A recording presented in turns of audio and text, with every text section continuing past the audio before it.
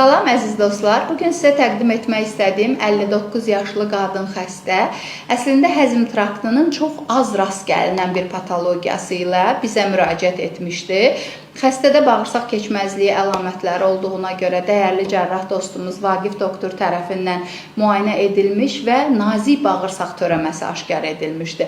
Biz daha çox mədə, yoğun bağırsaq patologiyalarından dəfələrlə video çəkmişik, amma çox az sayda da olsa nazik bağırsağın da onkoloji patologiyaları, özəlliklə adenokarsinomaları müşahidə olunur və bu xanım xəstəmizdə diaqnostik olaraq, texniki olaraq çətin aşkarlana bilinən bir xəstəlik olduğuna görə cərrahi əməliyyat vaxtı T4N2 bir mərhələyə uyğun gələn nazik bağırsaq patologiyasını biz gördük və bu xəstəlik də yoğun bağırsaqda olan törəmələr kimi analogiya olaraq əməliyyatdan sonra qoruyucu kimyəvi dərman müalicəsi almalı olan bir xəstə qrupudur.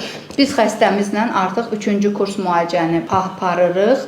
Nazik bağırsaq əməliyyatı keçirmiş xəstələrdə qidanın sorulma prosesi pozulduğuna görə texniki olaraq proseduru daha çətin keçirirlər, daha çox ishal halları müşahidə olunur və bütün bunları idarə etmək üçün həkimlə xəstənin davamlı əl birliyi lazımdır. Bu xanım xəstə ilə də biz bir neçə dəfə prosedurdan əlavə görüşməli olduq, əlavə simptomatik müalicələr elədik.